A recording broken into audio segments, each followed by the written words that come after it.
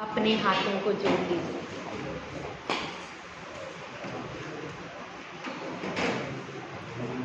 नमः श्री वर्धमानाय निर्धूत कलिलात्मने सालोकानां त्रिलोकानां यद् विद्या दर्पणायते यद् विद्या दर्पणायते। पंच परमेश्वरी भगवान की परम पूज्य से श्री आदि सागर जी महाराज की, परम पूज्य से श्री मावी कीर्ति महाराज की, परम पूज्य से श्री विमल सागर महाराज की, परम पूज्य से श्री तपस्वी सम्राट सन्मति सागर महाराज की, परम पूज्य से गुरु सुंदर सागर महाराज की, जिनवाणी माता की जय बोलारिका मां श्रीमती माता की।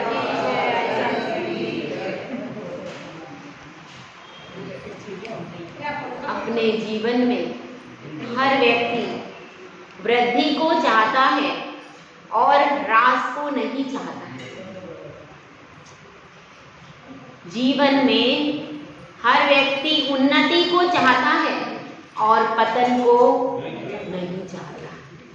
यह जीव का स्वभाव है, वह ऊपर ही ऊपर जाना चाहता है, आगे ही आगे बढ़ना चाहता है, भले ही काम पतन के करता रहे, भले ही काम ह्रास के करता रहे, लेकिन उसकी अंतरंग में इच्छा यही होती है कि मेरी वृद्धि हो जाए।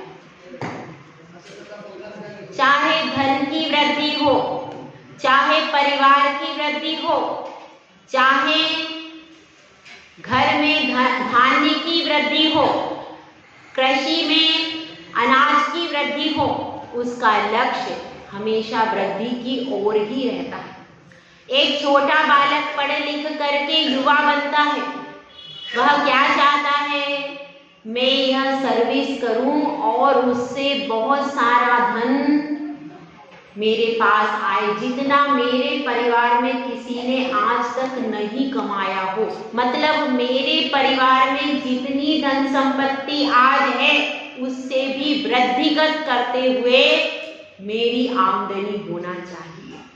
एक स्त्री जब मायके से ससुराल पक्ष की ओर जाती है तो वह यह चाहती है कि मेरा ससुराल पक्ष धन से समृद्ध हो, और किससे समृद्ध हो? धान्य से समृद्ध हो, विचारों से समृद्ध हो और आचरण से भी समृद्ध। भले ही वो कुछ भी हो, लेकिन चाहती हमेशा अच्छा।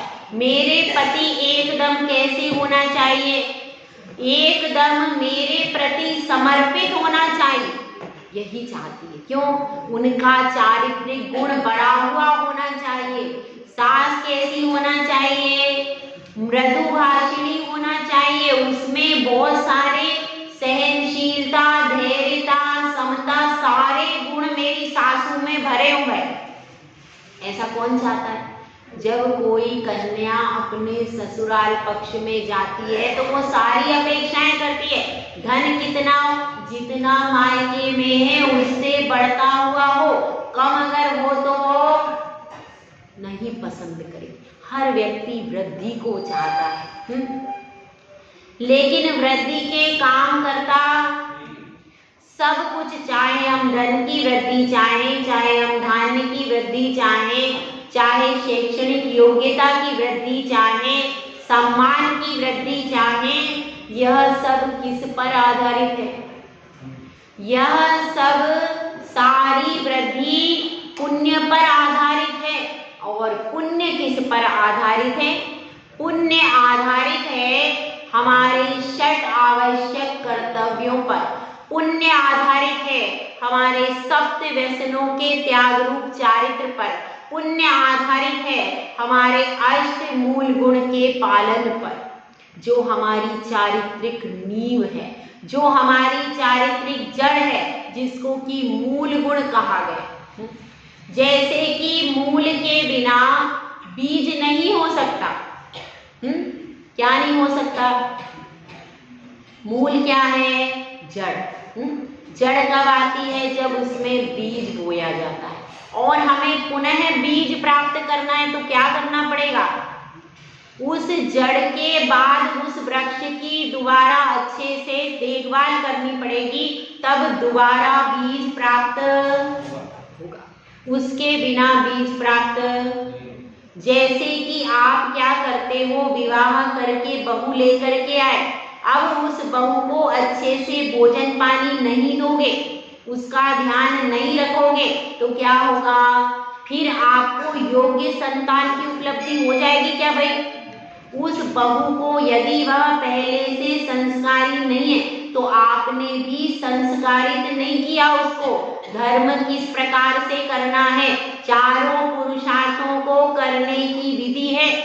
उन चारों पुरुषार्थों की विधि से उस नवेली बहू को आपने संस्कारित नहीं किया, उसको अपने कुल की मर्यादा, पतिव्रत धर्म की मर्यादा से संस्कारित नहीं किया, तो क्या होगा? तो वह क्या योग्य कुलीन संतान को उत्पन्न कर पाएगी क्या भाई? नहीं कर पाएगी। संस्कारों की वृद्धि होना चाहिए, धन की वृद्धि मुख्य नहीं है। धन की वृद्धि मुख्य नहीं है, शिक्षा की वृद्धि मुख्य नहीं है, कला की वृद्धि मुख्य नहीं है, मुख्य है संस्कारों की वृद्धि। संस्कारों की यदि वृद्धि हो रही है तो आपके पास धन की वृद्धि भी होने लगेगी, धान्य की वृद्धि भी होने लगेगी। हर क्षेत्र में आपकी वृद्धि कब होगी? जब आपके पास धर्म के संस्कारों की वृद्धि होगी। और उन धार्मिक संस्कारों का बीजारोपण होता है कहाँ से?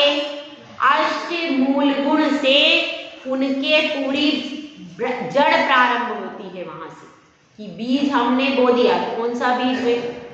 संस्कारों का, धार्मिक संस्कारों का बीज बो दिया। अब उस संस्कार रूपी बीज से कौन से अष्ट मूल गुण क्या बने? अब उनसे अष्ट मूल गुण की उत्पत्ति हुई, क्योंकि जड़ भी कब आती है? जब बीज व्यवस्थित बोया जाता है, तभी तो उससे अंकुर फूटेंगे और आगे जड़ होगी, आगे वृक्ष होगा। यदि आपका बीज ही घुन लगा हुआ है, बीज ही खराब है, तो क्या होगा? उससे जड़, वृक्ष, पत्ता कुछ बनेगा? कुछ भी नहीं बनेगा। तो इसलिए हमको सबसे पहले संस्कारों के बीजारोपण पर ध्यान देना है। यदि हम संस्कारों के बीजारोपण पर ध्यान नहीं देते और आगे की चीज की आकांक्षा करते हैं तो कभी भी उत्पन्न नहीं होगी। तो संस्कारों की धरती कौन सी हमारी? जिस पर हम जड़ को चाहते हैं वह धरती होगी पूरी संस्कारों की धरती। और उन संस्कारों पर आपने बीज को बोया। बीज को बोने के बाद क्या हुआ? अंकुर फूटे और फिर धीरे धीरे क्या बन गया? वह धीरे धीरे फिर अंकुर से आगे छोटे छोटे अंकुर बढ़ते जाते और वही अंकुर एक दिन जड़ बन जाते, कठोर होकर के जड़ का रूप लेते। उससे धीरे धीरे फिर तना, फिर आगे सब कुछ बनता है। तो यहाँ पर इनको मूल गुण क्यों कहा गया? इसलिए कहा गया क्योंकि जैसे मूल होता है, जड़ होती है, इसी प्रकार से किसी भी व्यक्ति के चारित्र रूपी वृक्ष की जड़ क्या है? मूल गुण। अष्ट मूल गुण व्यक्ति के, एक श्रावक के चारित्र की मूल जड़ है, इसलिए इनको क्या कहा गया? मूल गुण। ये मूल गुण हैं और सबसे पहले इनका पालन अनिवार्य है। इनके पालन के बाद ही आप आगे बढ़ सकते हो। तो इनके पालन के लिए क्या करना पड़ेगा? सबसे पहले मूल गुण लिखो, अपनी कॉपी बनाओ, एक चारित्र की कॉपी। कैसे करेंगे? एक चारित्र की कॉपी बनाओ, उसमें एक मूल गुण लिखो, फिर उसके अतिचार लिखो, उसकी परिभाषा लिखो। मूल गुण लिखा, उसकी परिभाषा लिखो, उसके बाद उसके सारे अतिचार लिखो। इसमें बताया ना इस विधि से। यहाँ पर 5 अनुव्रत बताए पहले, तो 5 अनुव्रत की सबसे पहले तो क्या लिखो, उसका नाम लिखो, परिभाषा लिखो, उसके बाद क्या लिखना पड़ेगा, फिर उसके अतिचार लिखो और उनकी भावनाएं लिखो। और सब लिखने के बाद रोज जैसे आप पाठ पढ़ती हो उस कॉपी को रोज देखो कि मुझे कोई अतिचार तो। ये आपका अष्ट मूल गुण, और उसमें तीनों तरह के अष्ट मूल गुण लिखो। तीनों तरह के अष्ट मूल गुण लिखने पड़ेंगे।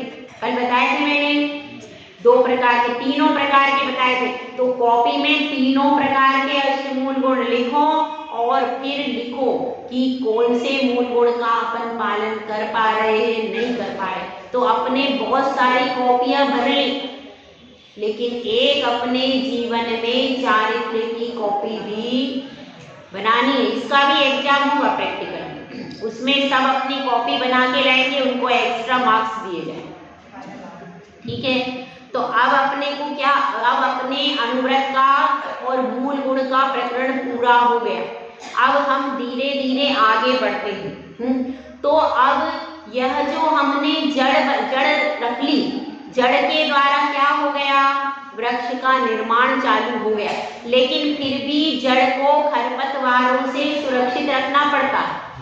ठीक है, अब ऐसा तो नहीं, वृक्ष तो हमने रख लिया लेकिन उसके चारों तरफ चार दीवारी नहीं बनाई, तो क्या होगा, उस जड़ को भी कोई पशु आकर के खा जाएगा और पूरा वृक्ष नष्ट।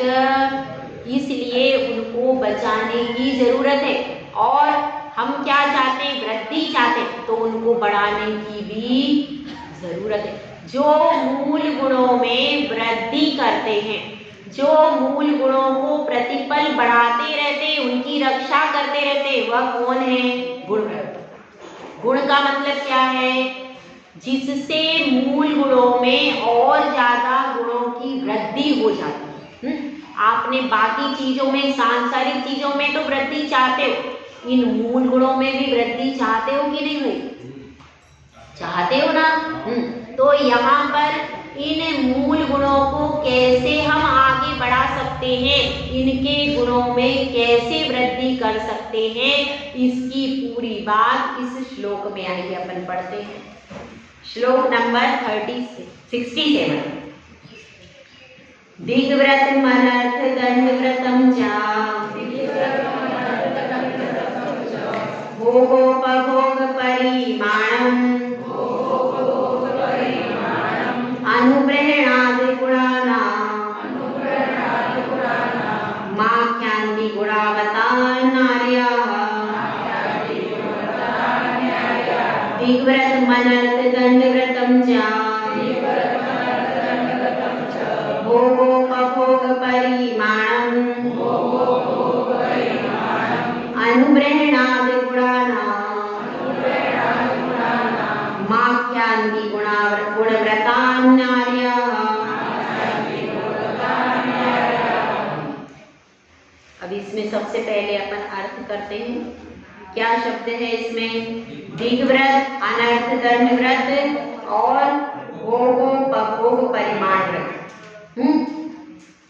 अनुप्रेरणाद, अनुप्रेरणाद यानी अनुव्रतों को बढ़ाना, और अनुव्रतों को बढ़ाने से, पंचमी विभक्ति है, अनुव्रतों को बढ़ाने से गुणानाम आख्यान्ति, इनको गुणव्रत कहते हैं। कौन कहता है, आर्या कहते हैं। आर्या मतलब, आर्या का अर्थ यहाँ पर किसको लेना है, आर्य पुरुष का अर्थ तीर्थंकर लेना है और किसी को नहीं लेना। ठीक है, उत्कृष्ट आर्य पुरुष कौन है भाई, तीर्थंकर। तो यहाँ पर जितना भी कुछ है, हर, देखिए आचार्य परमेश्वरी ने कितनी अपनी लघुता और विनय को प्रदर्शित किया है। हर श्लोक में उन्होंने कह दिया कि मैं नहीं कह रहा, मैं नहीं कह रहा। कौन कह रहा है, तीर्थंकर प्रभु की बात को ही कह रहा हूं मैं अपने नाम से कुछ, जबकि पूरा सृजन किन्होंने किया है, आचार्य संबंध। फिर भी देखिए, इतने विद्वान होने के बाद भी उनमें कितनी विनय है कि नहीं। और विनय से ही विद्या बढ़ती है। जो विनय नहीं करता उसकी विद्या कभी भी बढ़ नहीं सकती। तो अब यहाँ पर गुणव्रत की क्या परिभाषा है, अणुव्रतों की परिभाषाएं क्या है पता है? जो मूल होते हैं और जिनके बिना श्रावक संज्ञा नहीं होती, जिनके बिना चारित्र का प्रारंभ नहीं होता, चारित्र वृक्ष की जो जड़ होते हैं उनको मूल गुण कहते हैं। समझ में आई बात? अब गुणव्रत का क्या बताया इसमें? जो अणुव्रतों की रक्षा करें और अणुव्रतों की वृद्धि करें उसको गुणव्रत कहते हैं। समझ में आई बात? जो अणुव्रतों की रक्षा करें और अणुव्रतों में वृद्धि करें उसको क्या कहते हैं? गुणव्रत कहते हैं। तो अब अपने को क्या समझना है? यह समझना है कि ये गुणव्रत जो होते हैं ये इसको किसकी उपमा दी जाएगी? जैसे कि वृक्ष है। अब वृक्ष के लिए अपन क्या चाहते हैं? एक तो चारों तरफ से बाड़ लगाते हैं, वो उससे क्या होता है? वृक्ष की रक्षा होती है। और क्या करते हैं? और उसकी वृद्धि के लिए क्या करते हैं? उसमें पानी भी डालते हैं। और उसमें क्या करते हैं? उसके लिए यदि बहुत कोई वृक्ष नाजुक है तो उसके लिए छाया भी करते हैं। जैसा मौसम अनुकूल उसको चाहिए उस प्रकार के वातावरण में उस वृक्ष को रखा जाता है जिससे उसमें फूल फल आए और उसमें वृद्धि होती है। तो अब इसी प्रकार से गुणव्रत है कि वे अणुव्रतों को बढ़ाते रहेंगे और रक्षा करते रहेंगे। आपको अलग से और कुछ करने की आवश्यकता नहीं। तो अब इसमें समझना, एक छोटी सी कहानी अपन ले लेते हैं कि एक घर में 4 बहुएं थी। अब 4 बहुएं थी तो जो उनका जो ससुर था उसने ये सोचा कि मेरी बहुओं में कौन सी बहू ऐसी है जो कि घर में वृद्धि कर सकती। कौन सी बहू ऐसी है जो घर में वृद्धि कर सकती, क्योंकि मुझे ऐसी बहू चाहिए जिसके आने से मेरे परिवार, मेरे धन धान्य में वृद्धि होती रहे। तो ऐसी कौन सी बहू है? तो वो क्या करते हैं? कहानी शायद सुनी होगी आपने, सुनाई सुनिए। ठीक है, हम थोड़ा सा संक्षेप में ही सुनाएंगे। तो चारों बहुओं को उन्होंने थोड़े से गेहूं के दाने दिए, ठीक है। और अब क्या किया? अब पहली बहू से पूछा, 1 वर्ष के बाद निरीक्षण करने के लिए आए। पहली बहू से पूछा कि मेरे वो गेहूं के दाने मैंने दिए वो वापस दे दो। तो पहली बहू ने क्या किया कि मैंने तो उन्हें क्या कर दिया? फेंक दिया। और क्या है, दूसरी बार और मिल जाएंगे। इतने बड़े सेठ की हवेली है, 4 दानों का क्या रखना? उसने उनको फेंक दिया। दूसरी बहू ने क्या कहा? दूसरी बहू ने कहा कि मैंने तो उन्हें खा लिया और उसको अच्छे से बना करके कुछ भी भोजन कर लिया, तो मैं अब वापस कैसे दे सकती हूँ? तीसरी बहू ने क्या कहा? तीसरी बहू ने कहा ठहरो मैं लेके आती हूँ, और बहुत सुंदर पोटली में उसको सजा करके और उसमें तिजोरी में से निकाल के लाई, उसको स्वर्ण की डिब्बी में रखा, सुरक्षित रखा, उसमें कोई घुन भी नहीं लगने दिया। और जैसे उन्होंने दिए थे वैसे के वैसे दाने सामने प्रस्तुत कर दिए। अब चौथी बहू की बारी आई। चौथी बहू ने कहा कि पिताजी आप मेरे साथ चलो। तो पिताजी ने कहा क्या बात है, मैंने वो दाने दिए यहाँ, आप यहीं ले करके चलो, अब बुढ़ापे में मुझे कहाँ लेके जा रही? कहा नहीं आप चलो। और वो चलती जा रही आगे आगे और पिताजी पीछे पीछे जा रहे हैं। अब बड़े परेशान, पता नहीं कहाँ लेके जा रही, पर अब कहा है तो लेके जाना ही पड़ेगा। और वह थोड़ी दूर पर लेकर के जाती है और क्या कहती है कि देखिए, गोदाम का क्या करती है, दरवाजा खोल देती है और कहती है कि ये आपके दाने। तो वो कहता है कि कहाँ, मेरे दाने इतने कैसे बढ़ गए? तो वह कहती है कि उन दानों को मैंने जमीन में बो दिया, तो वह सब दाने आज कैसे हो गए, इतनी फसल हो गई और वो वही दाने अब इतने वृद्धि को प्राप्त हो गए। तो उस बहू को वह अपने घर की जिम्मेदारी सौंप देता है। तो अपने को यह समझना है, वृद्धि तो हम चाहते हैं, लेकिन वृद्धि का रास्ता अंगीकार नहीं करते। हम वृद्धि चाहते तो कैसे होगा? अगर वृद्धि चाहते हो तो वृद्धि का रास्ता भी अंगीकार करो, तब जाकर के आपकी चारित्र उन्नति होगी। तो अब इसमें यही बता रहे हैं कि किसको क्या कहते हैं? अणुव्रतों की जो रक्षा करते हैं, वृद्धि करते हैं, उनको गुणव्रत कहते हैं। और गुणव्रत 3 प्रकार के कहे हैं, दिग्व्रत, अनर्थदंड व्रत और भोगोपभोग परिमाण व्रत। 3 प्रकार के हैं। पहला कौन सा है? दिग्व्रत। इसमें कई कई प्रकार के आते हैं, दिग्व्रत, देशव्रत, अनर्थदंड व्रत, ऐसा भी वर्णन आता है। इसमें थोड़ा थोड़ा अंतर मिलता है, किसी में वो तत्वार सूत्र में आया दिग्व्रत, देशव्रत, अनर्थदंड व्रत, तत्वार सूत्र में इस प्रकार से आया। इसमें दिया है दिग्व्रत, अनर्थदंड व्रत और भोगोपभोग परिमाण व्रत, 3 प्रकार से दिए। अपन थोड़ा सा इनको समझ लेते हैं, आगे आचार्य इनकी परिभाषा बताएंगे, लेकिन अपन थोड़ा सा संक्षेप में समझ लेते हैं कि दिग्व्रत का अर्थ क्या है। एक शब्द है दिगंबर, है ना? दिगंबर का अर्थ क्या है भाई? दिशा ही जिनका अंबर है उसको दिगंबर कहते हैं। और यहाँ पर दिग्व्रत का अर्थ क्या है? दिशाओं के द्वारा जो व्रत लिया जाता है उसको क्या कहते हैं? 10 प्रकार की दिशाएं होती हैं। कौन कौन सी होती है भाई? हाँ, क्या होती है? पश्चिम, पूरब, पश्चिम, उत्तर, दक्षिण। और हाँ, ये 4 हो गई, तो 4 और 4 8 हो गई। और ऊपर और नीचे, ठीक है, ये कितनी हो गई? 10 दिशा होती है। उन 10 दिशाओं में जाने का परिमाण कर लेना जीवन भर के लिए, उसको क्या कहेंगे? उसके बाद अनर्थदंड व्रत है।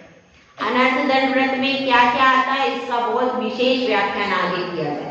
मतलब ऐसा कार्य नहीं करना जिससे कोई भी अर्थ की सिद्धि, और फिर भी हम करें, अब बैठे पत्तियां तोड़ रहे, जो अपना आसन है उसी को तोड़ते जा रहे हैं, दरी है तो उसमें से धागे खींचते जा रहे हैं, इनका कोई प्रयोजन नहीं। तो ऐसे निष्प्रयोजन क्रिया को करने के बाद भी पाप तो लगेगा, तो ऐसी निष्प्रयोजन क्रिया नहीं करनी। उसके बाद क्या है? भोगोपभोग परिमाण। यह कैसा होता है? जीवन भर के लिए हम कितनी भोग सामग्री का उपभोग करेंगे। भोग सामग्री मतलब एक बार खाने के बाद जो नष्ट हो जाए उसको क्या कहते हैं? और जो बार बार भोगने में आए उसको क्या कहते हैं? उपभोग। जैसे ये साड़ी है, ये क्या है? उपभोग है, ठीक है। माइक क्या है? उपभोग। और भोजन क्या है? भोजन है, और पान है, इलायची है, ये सब क्या है? भोग है। और उसके बाद इत्र लगा लिया, ये क्या है? भोग। एक बार लगाने के बाद उसका प्रयोग दूसरी बार नहीं कर सकते। ऐसी बहुत सारी चीजें, जैसे कोई फूल आदि हैं, और बहुत ऐसी कई चीजें हैं जिनको एक बार यदि अपन सेवन कर लेते हैं तो दूसरी बार, अब जल है, जल से स्नान कर लिया, अब वो जल नष्ट हो गया, अब दूसरी बार नहीं कर सकते प्रयोग, है ना? तो ऐसी जो चीजें एक बार भोग करने के बाद नष्ट हो जाती हैं वो हो गई भोग। और जो कई कई बार जिनका उपभोग करते हैं वो क्या हो गया? जैसे मकान है, ये क्या है भाई? उपभोग है। मकान है, दुकान है, कई कई बार पूरी पूरी जिंदगी आप उसमें बिता देते हो, तो ये सब कौन सी सामग्री होगी? उपभोग की सामग्री। तो अपनी पूरे जीवन काल में हम कितनी भोग सामग्री का इस्तेमाल करेंगे और कितनी उपभोग सामग्री का इस्तेमाल करेंगे, इसकी पूरी लिस्ट कॉपी में बनना चाहिए, तब यह व्रत निर्विघ्न फलता है। समझ में आई बात? भोग की सामग्री का भी है। भोग की सामग्री में सब आती आपकी सब्जी है, अनाज है, फल है, ये सारी पूरी लिखी होती। फिर अपने को याद रहता है कि अपन कितनी खाते हैं, कहाँ तक खाते, वो सारा। और किसी प्रकार की चीजें, और अपने वस्त्रों की भी इसमें लिस्ट बनती है, कितने वस्त्र हैं, कितने प्रकार के हैं, वो सारी भोग और उपभोग सामग्री को लिख लेते हैं व्यवस्थित। फिर वो लिखने के बाद अपना परिमाण हो जाता है।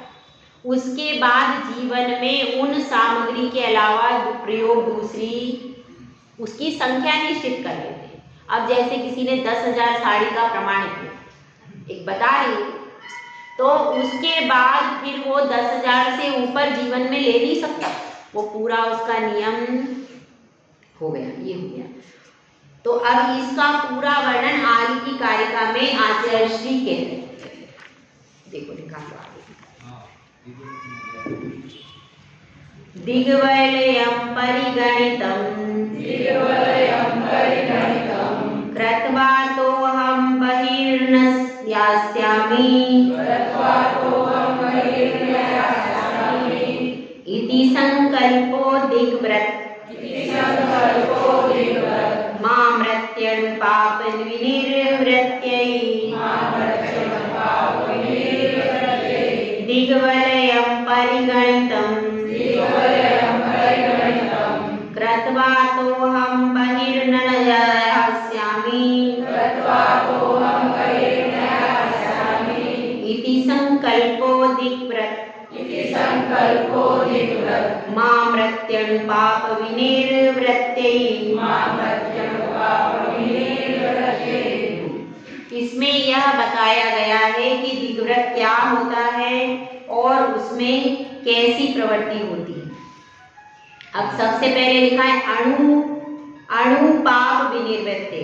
नीचे देखिए, अणु पाप विनिर्वृत्ते मतलब सूक्ष्म पापों की निवृत्ति के लिए आमृति शब्द है। देखिए, आमृति मतलब मरण पर्यंत। दिग्वलयम पहला शब्द है पहली लाइन में। दिग्वलयम मतलब दशों दिशाओं का। फिर क्या लिखा है? परिगणितम, उसी के बाद लिखा है परिगणितम कृत्वा, परिमाण करके, अंतः बहि, इससे बाहर, न यास्यामि, नहीं जाऊंगा, इति संकल्पो, इति संकल्पा, इस प्रकार की प्रतिज्ञा करना दिग्व्रत है। समझ में आ गई बात? सूक्ष्म पापों की निवृत्ति के लिए। अब यहाँ पर हम परिमाण क्यों कर रहे हैं, उसका उद्देश्य बताएं। दिग्व्रत का उद्देश्य क्या है? सूक्ष्म पाप जो है उनकी निवृत्ति हो, और उसके लिए क्या करते हैं, दशों दिशाओं में हम सीमा बांध लेते, हम जा कहीं नहीं रहे। अब बताइए, आप यहाँ पर बैठे, कोई विदेश जा रहा है क्या? अभी वर्तमान में तो कोई नहीं जा रहा, लेकिन अगर त्याग कर देते हैं तो उसका पूरा पाप, उसका बिल्कुल भी अपने को पाप नहीं, अभी हमारा त्याग तो है नहीं। अभी हमारा रहेंगे हम यही पर्दापुर में, कहीं जा नहीं रहे, लेकिन हमारा त्याग अभी नहीं। कुछ लोग ऐसे भी इसमें कर लेते हैं कि तीर्थ यात्रा की छूट, कभी कदाचित विदेश में कभी जाना पड़ा तो तीर्थ यात्रा की छूट, तीर्थ यात्रा के अलावा नहीं जाएंगे, ऐसे भी नियम कर लेते। तो ऐसे भी आप कर सकते हो कि यदि कभी हमारा कोई बेटा विदेश में होगा, कभी जाना पड़ा, अथवा तीर्थ यात्रा करना होगा तो, वरना हम नहीं जाएंगे। घूमने फिरने के लिए, शौक पूरा करने के लिए, कभी हमारा कोई पुत्र है, कभी वो जाता है और कोई विशेष परिस्थिति हो तो हम जा सकते, अथवा तीर्थ वंदना के लिए जा सकते। इसके अलावा अपने शौक के लिए, घूमने फिरने के लिए नहीं जाएंगे। इतना भी यदि नियम ले लेते हैं तो भी वह दिग्व्रत के अंतर्गत आएगा। क्यों? क्योंकि आपने दो चीजों को छोड़कर बाकी पूरा त्याग कर दिया। तो ऐसा भी, अब देखिए, आप काय के लिए जाओगे? या तो आपका कोई संबंधी होगा तो ही आप विदेश में जाओगे, और दूसरी कंडीशन क्या है? तीर्थ यात्रा के लिए। तो 2 के अलावा तो शायद कोई दूसरा जाता भी नहीं, बड़े लोग तो बहुत कम जाते हैं। तो 2 के अलावा तो आप पूरा त्याग कर ही सकते हो, कोई परेशानी है ही नहीं। तो इस तरह से भी यदि हम इस तरह से भी नियम ले लेते हैं, देखो एक चीज है इलाज के लिए जाना पड़ सकता है, अपने इलाज के लिए जाना पड़ सकता है, अथवा कोई संबंधी के कारण जाना पड़ सकता है, अथवा तीर्थ यात्रा के।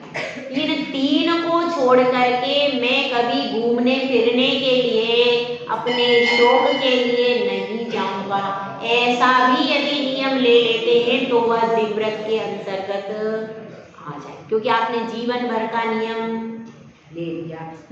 तो अब इसको ये समझना है कि यह दिव्यव्रत है, इसमें किस प्रकार की प्रतिक्रिया हो जाती है कि सूक्ष्म पाप भी आपके निवृत्त हो जाते हैं। उस दिशा के बाहर, वहां पर जो बाहर पाप हो रहा, वह उस पाप का दोष आपको बिल्कुल भी लगेगा नहीं लगेगा। क्यों?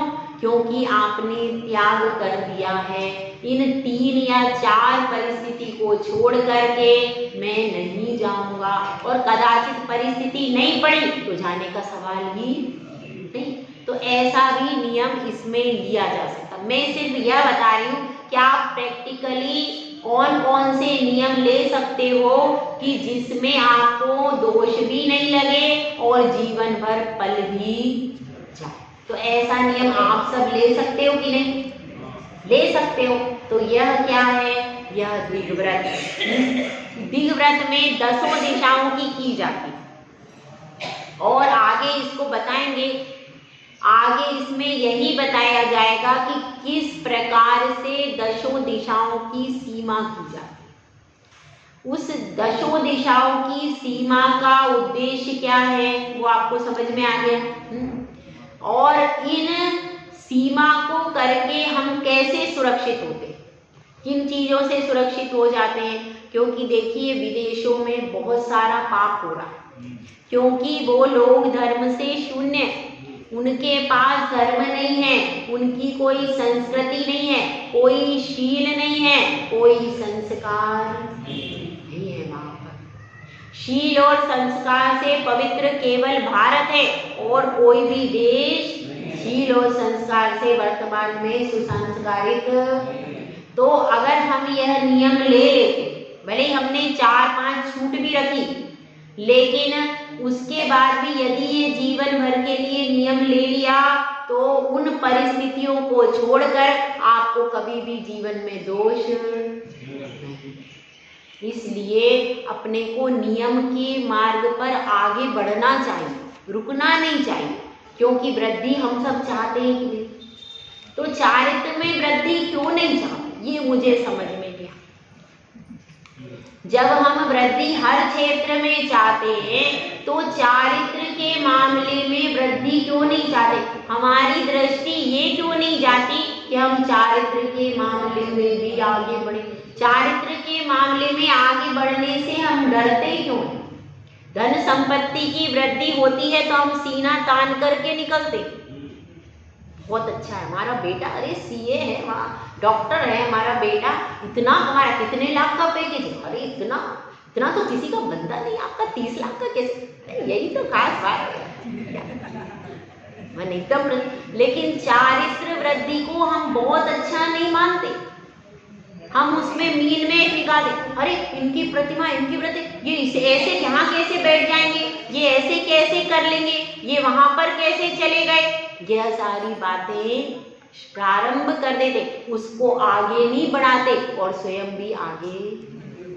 अगर किसी ने चारित्र ले लिया तो उसके लिए कंडीशन गुरु बनाएंगे कि आप बनाओ, यहाँ नहीं जाना चाहिए, यहाँ नहीं बैठना चाहिए, ऐसा नहीं करना, उसको तरह तरह से सीमाओं में और बांध देना चाहिए। जबकि धर्म पूरा खुला हुआ, उसमें सीमाएं स्वयं आचार्य परमेष्ठी ने बना दी, अलग से आपको टीका टिप्पणी नहीं करना, आगे बढ़ाना चाहिए। भैया बहुत अच्छा है, और यदि उससे कुछ हो भी रही गलती तो उसको इतने प्रेम से समझाओ कि वो उससे और आगे बढ़ता चला जाए। लेकिन हमारी दृष्टि नियमों को लेने के भाव बनते नहीं, चारित्र की रथ पर चढ़ने के भाव नहीं बनते। यदि अभी आपके भाव नहीं बने, अभी ये छोटे छोटे नियम, ये कोई बड़े नहीं है, ये छोटे छोटे नियम भी आप नहीं ले पाओगे तो आगे बड़े बड़े कैसे लोगे?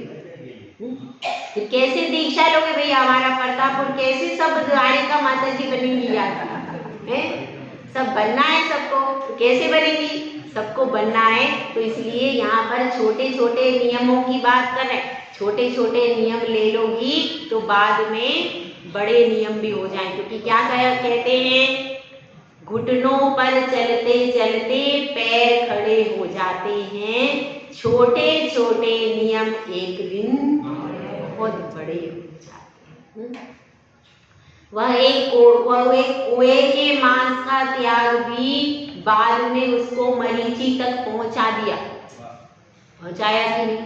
पहले देव पर्याय में गया और फिर बाद में मरीचि तक पहुंच गया। तो हम सबको चारित्र के पालन में आगे बढ़ना चाहिए, बैठ करके नहीं रहना चाहिए। बैठ करके, जैसे देखिए एक कछुआ होता है, एक खरगोश होता है। कछुआ क्या, आप लोग श्रावक कछुए की चाल चल रहे, और जो माँ रहती है वो खरगोश की चाल से चल रहे, ठीक है? तो हम थोड़ा सा आगे हैं, आप थोड़ा सा पीछे हो, लेकिन रास्ता तो एक ही। जो प्रमाद कर लेगा वह पीछे रह जाएगा, और जो कछुआ भी यदि प्रति पल वो चलता रहेगा तो क्या होगा, वह आगे बढ़ सकता है, उसके लिए चांसेस हैं। तो श्रावक धीरे धीरे चले पर हर पल चलता रहे, रुक नहीं जा। अगर रुक गया तो फिर क्या होगा, तो फिर वो धीरे धीरे हार जाएगा। इसलिए एक एक कदम बढ़ाओ, एक एक नियम लो, छोटा छोटा नियम लो, पर नियम लेना जरूरी है। और बहुत सरल रूप से, अभी तो इसका विश्लेषण और करेंगे कि आपको बताएंगे कि आप कैसे ये नियम ले लोगे और आपको कभी कोई दोष भी नहीं लगेगा। बहुत इजी वे में मैं बताऊंगी कि आप ये नियम कैसे ले सकते हो। इसका एक अलग प्रैक्टिकल का अलग जाएगा, पहले आप बेसिक समझ लें।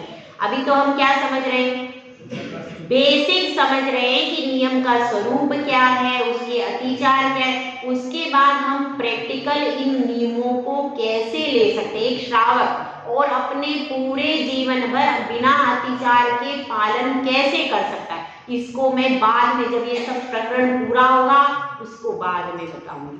तो दिग्व्रत का सबको समझ में आ गया। दिग्व्रत का समझने के बाद अपन इसको एक देख लेते हैं, इसकी विधि बताई है यहाँ पर। देखो कि दिग्व्रत कैसे लेते, वह लेने की तरीका क्या है, उस विधि को बताया। देखो 69 नंबर का श्लोक, मकरा कर सरी दटवी, गिरिजन पद योजना मर्यादा, प्राहुर दिशा दशानाम, प्रतिसंहारे प्रसिद्धानि, मकरा कर सरी दटवी, गिरिजन पद योजना मर्यादा, प्राहुर दिशां दशानां, प्रतिसंहारे प्रसिद्धानि। अब इसमें बता रहे हैं 10 दिशा है, उसके बारे में आपको बता दिया था। दशानाम दिशा, 10 दिशाओं के प्रतिसंहारे, परिमाण में मकरा करम समुद्र, सरी दटवी नदी जंगल, गिरिजन पद योजनानी पर्वत देश और योजन वगैरह की मर्यादा, मर्यादा रूप से प्राहु, प्राहु मतलब कहते हैं। फिर क्या लिखा है, ये समुद्रादिक कैसे हैं, लोक प्रसिद्ध हैं, जो लोक में प्रसिद्ध हैं, ऐसे समुद्र है, नदी है, पर्वत है और नगर है, देश है, गांव है, जिनको सब लोग जानते हैं।